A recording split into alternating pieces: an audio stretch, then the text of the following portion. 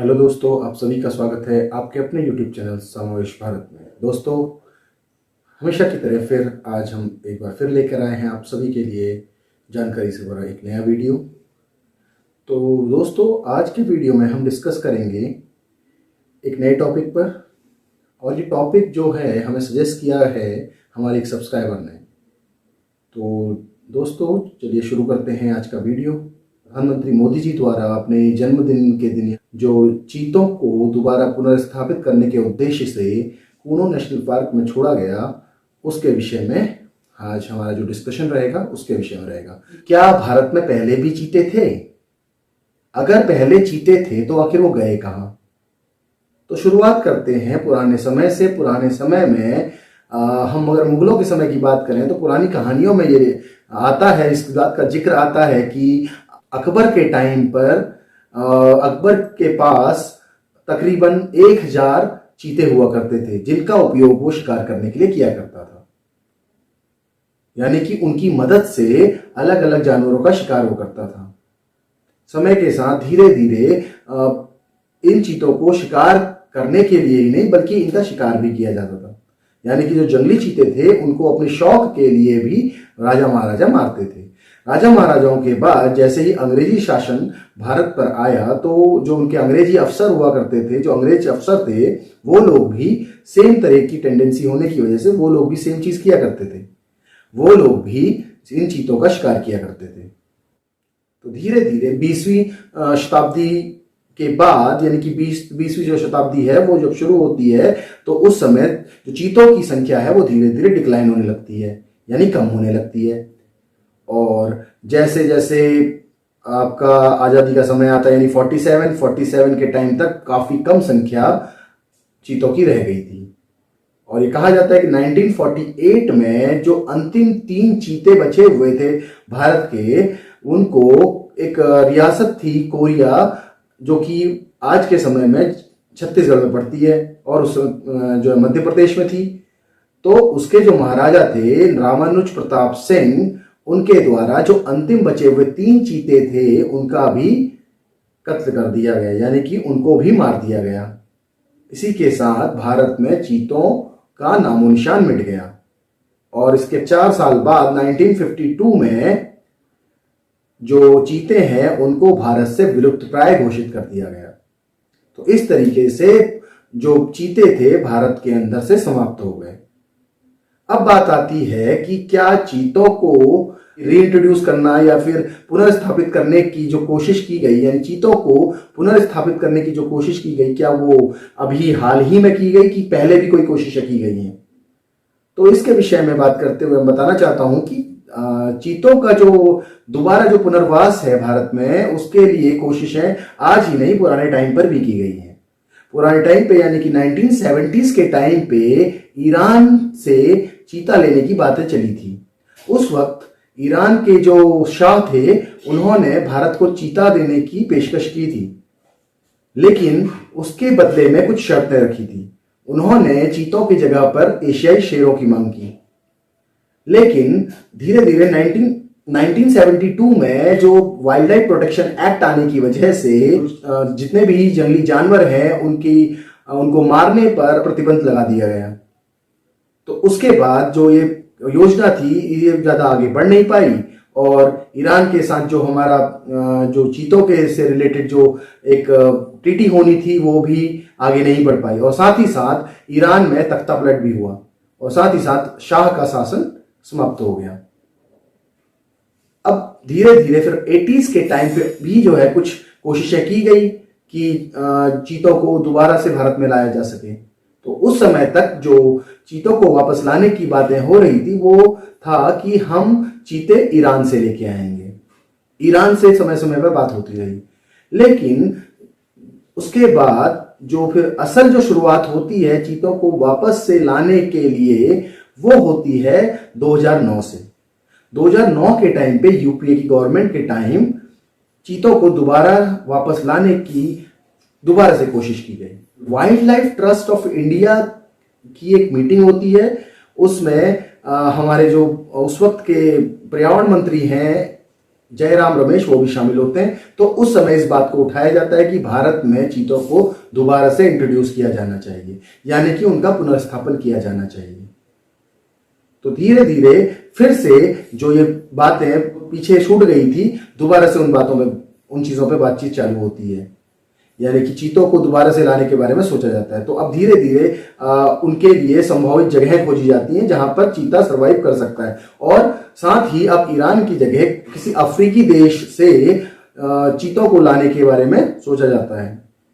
तो इसी कड़ी में केन्या और नामीबिया, इन देशों के साथ भारत की बातचीत होती है चीतों के विषय में। उसके लिए अलग से एक बजट की भी घोषणा होती है। लेकिन कुछ समय बाद ही कुछ लोगों के द्वारा एक पीआई डाल दी जाती है इस योजना के खिलाफ सुप्रीम कोर्ट में, और 2013 में जो चीतों की जो योजना है उनको भारत में लाने की, इस पे रोक लगा दी जाती है। तो यानी कि जो यूपीए गवर्नमेंट के टाइम पे एक चीज शुरू होती है और उसके बाद 2013 में सुप्रीम कोर्ट के रोक लगा देने के कारण इस योजना को रोक दिया जाता है। लेकिन दोबारा से 2020 में कोर्ट के द्वारा ये जो बैन है वो हटा लिया जाता है, और दोबारा से नामीबिया के साथ बातचीत चालू होती है, और उसी योजना के तहत चीतों को लाने का कार्यक्रम शुरू होता है। तो इस योजना को कहा जाता है प्रोजेक्ट चीता। तो प्रोजेक्ट चीता के अंतर्गत अलग अलग समय में तकरीबन 50 चीतों को भारत की अलग अलग जंगलों में बसाने की योजना पे काम किया जाना शुरू होता है। और उसी कड़ी में जो पहले जो खेप है 8 चीतों की, जिसमें कि 5 मादा और 3 नर चीते हैं, उनको भारत भेजा जाता है, और उन्हीं चीतों को प्रधानमंत्री मोदी जी द्वारा हमारे जो कूनो नेशनल पार्क में छोड़ा जाता है। अब हम ये बात आती है कि कूनो नेशनल पार्क ही क्यों, बाकी क्यों नहीं? तो ये कहा जाता है जो कूनो नेशनल पार्क है वो एक ऐसा एरिया है जो कि चीते इस तरह के जानवरों के लिए सबसे ज्यादा मुफीद है, क्योंकि वो एक ग्रासलैंड है, और चीता जो है ग्रासलैंड का जानवर है, वो ज्यादातर घास के मैदानों में रहता है। और जो कूनो नेशनल पार्क है उसका जो ज्यादातर एरिया है वो ग्रासलैंड है। इसलिए और इसी के अलावा अलग अलग 10 और जगहों पर को भी चीतों के पुनर्वास के लिए चुना गया था। तो उन्हीं के बीच में से कूनो नेशनल पार्क को सबसे उपयुक्त पाया गया चीतों के पुनर्वास के लिए, क्योंकि जो अंतिम चीते भी मारे गए थे वो भी इस जो कूनो नेशनल पार्क है उससे नजदीकी ही है, नजदीकी ही जगह है। जो कोरिया जो जगह है वो इसके नजदीक ही है, यानी कि छत्तीसगढ़ में है, और कूनो नेशनल पार्क मध्य प्रदेश में है। तो जो एनवायरमेंटली अगर हम बात करें मौसम के हिसाब से या वेदर के हिसाब से, वहां पे ऐतिहासिक रूप से हमारे पास साक्ष्य हैं कि वहां पर चीते पहले रहा करते थे। तो इसलिए वहां पर पुनर्वास करना ज्यादा आसान है। तो इसलिए कूनो नेशनल पार्क को और जो नेशनल पार्क या और जगहें जो चुनी गई उनकी ऊपर उसको तरजीह दी गई। अगर हम कूनो नेशनल पार्क की बात करें तो कूनो नेशनल पार्क में लगभग 748 स्क्वायर किलोमीटर का रिजर्व एरिया है, यानी कि उसमें किसी भी तरीके का कोई भी ह्यूमन इंटरवेंशन नहीं है, और साथ ही साथ चीतों के लिए खाने की कोई भी परेशानी नहीं होनी है। जो कूनो नेशनल पार्क है अगर उसकी जो एरिया है, जो इस तरीके के जानवर होते हैं, जो चीता तरीके के जो जानवर होते हैं, इनको अपने घूमने के लिए काफी बड़े एरिया की जरूरत होती है, साथ ही साथ इनको भोजन की भी बहुत आवश्यकता होती है। तो उस हिसाब से अगर हम कूनो नेशनल पार्क को देखें तो वहां पर अधिकतम 21 चीते तक बसाने की क्षमता मौजूद है, यानी कि अगर 21 चीते भी वहां पर अगर छोड़ दिए जाएं तो उनके लिए भी भरपेट भोजन की पूरी व्यवस्था है।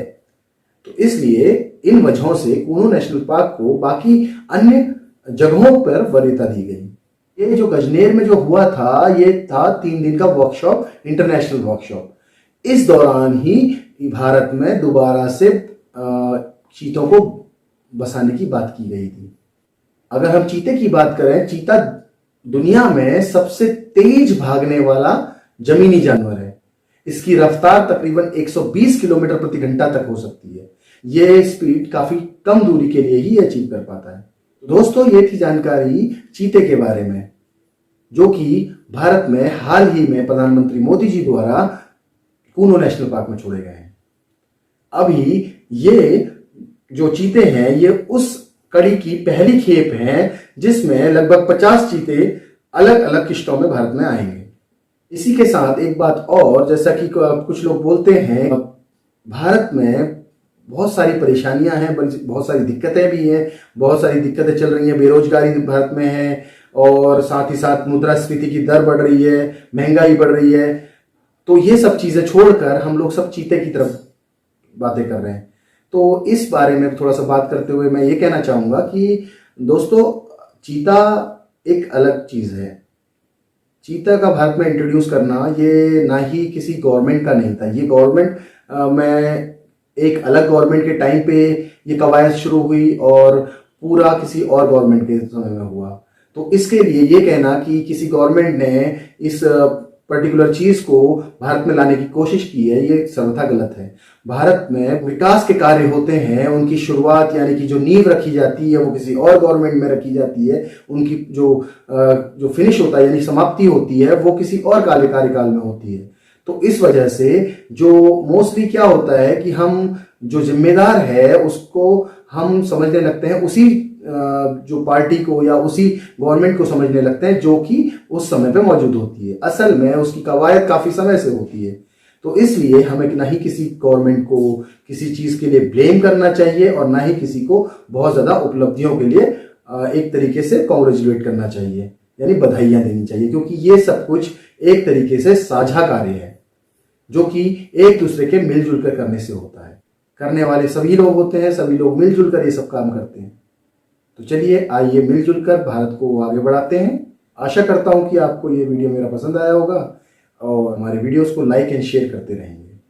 इसी के साथ दोस्तों, धन्यवाद आप लोगों का। नमस्कार।